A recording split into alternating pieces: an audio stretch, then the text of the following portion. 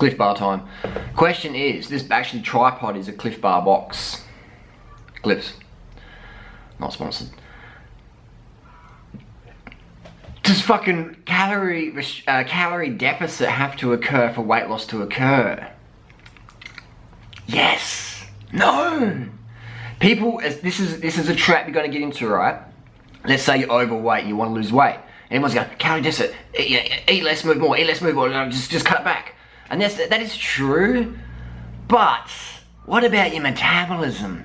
What about your thyroid? When I was doing those, when I took oxymethylone, which is an anadrol, which is a powerful anabolic steroid, my weight went up like 7+ kilos, and I was training the house down and sweating like a motherfucker in Thailand, and the same amount of calories. I was burning extra calories, but my weight was just, I got, you know, people were like noticing, I could tell.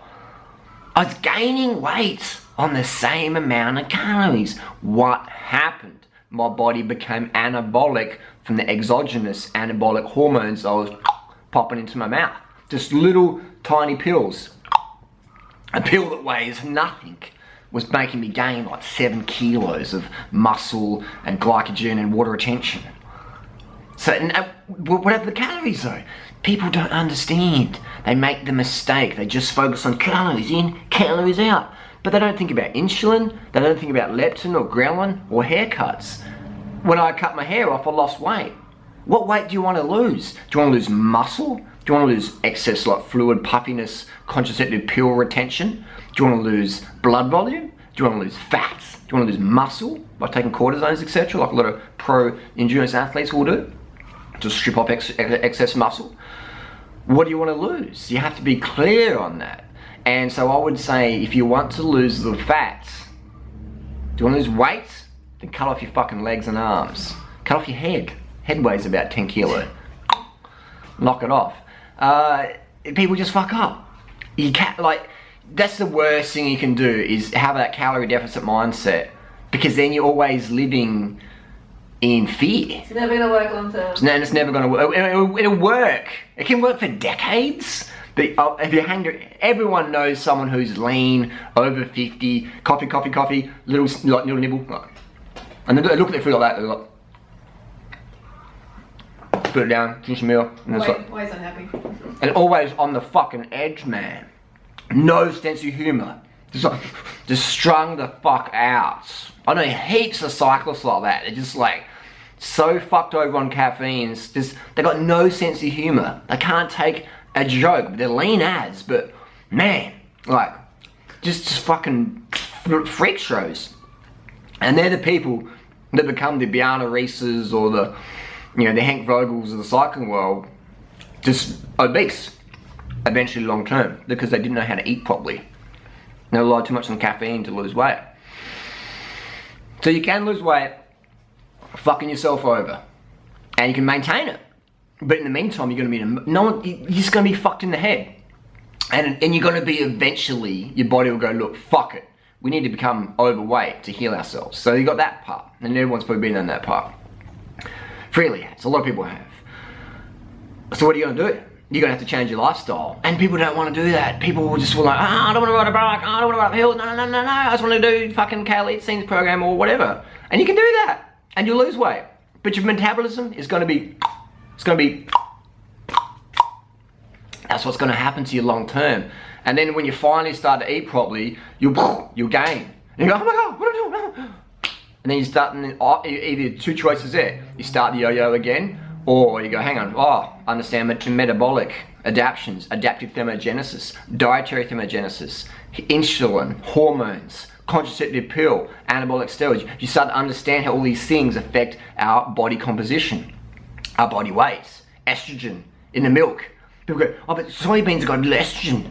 Don't need a Cliff Bar, 'cause it's gonna be, like, what? And you're having dairy ice cream and cheese and shit, and it's full of estrogen, and it goes on the contraceptive pill like it's fucking candy, estrogen. People just don't understand. And that's cool. I didn't understand either. But dealing with thousands of people in the last 20 years as a cyclist focused on weight loss, you get to learn what works and what doesn't fucking work. What's sustainable and what's totally unsustainable. I've literally seen guys as lean as me, even leaner, become 120 kilograms, and it ain't muscle. Alright, so I've seen a lot. I'm 38 years old now. I've trained with thousands of people. Thousands, man. Every fucking day I'm out there talking. Or I'm online. You wouldn't believe the demographic, the resources, what I'm trying to say, the pool of information I have access to from 100% personal experience. So when someone's... We're showing like long-term results too. I'm 38, 35, alright? So, lean. We look like fucking smackies, man. Everyone today who sees me in my video, on the mall later on, will say, that dude's a crack addict. He's a fucking cracky, man. I'd have to convince police officers, dude, I'm not on heroin. They won't believe you. Unless you show them on YouTube, oh, the banana guy, carry on. There you go, man. For weight loss to occur, you have to fucking understand what the fuck your goal is. If your goal is to lose fat, then you want to be a catabolic motherfucker, and if you want to be looking like a greyhound, you got to do greyhound sports. Uphill cycling, uphill walking, forget running, because it's fucked on your joints, unless you're like a Kenyan who's been running from age 2. Your joints won't handle running, man, unless you're like in the extreme 0.0001% genetically gifted joint-wise. It's not going to work. You can't take 20 years off running and go, I want to lose 50 pounds, I'm going to start running on the time. No, not going to fucking happen. Even that barefoot born to run guy, his joints are fucked. He claimed his vitamins helped him, but now he's fucked. He's still overweight. He's still fucking fat. Doesn't make him a bad person, but it's just a bad strategy. You can't run for weight loss, man, sustain it long term. It's not gonna fucking happen. You can't water fast for weight loss and think it's not gonna happen. It's like going, I'm gonna buy something with my credit card today and I never have to pay it back. Shit's gonna change. Your metabolism's gonna change. You have to change your metabolism. You have to change your metabolism. You have to become more catabolic for life. You have to get rid of the stims, get rid of the hormones, and look after your thyroid. Thyroid, that's just a whole another subject. We've talked for 7 minutes, I'm going to mention the thyroid.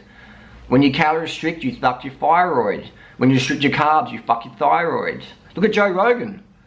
Dude's on heaps of drugs, he's still tubby. Little tubby chub tub. So it doesn't, even the drugs don't even work long term. You have to have dietary and lifestyle reform. End of story.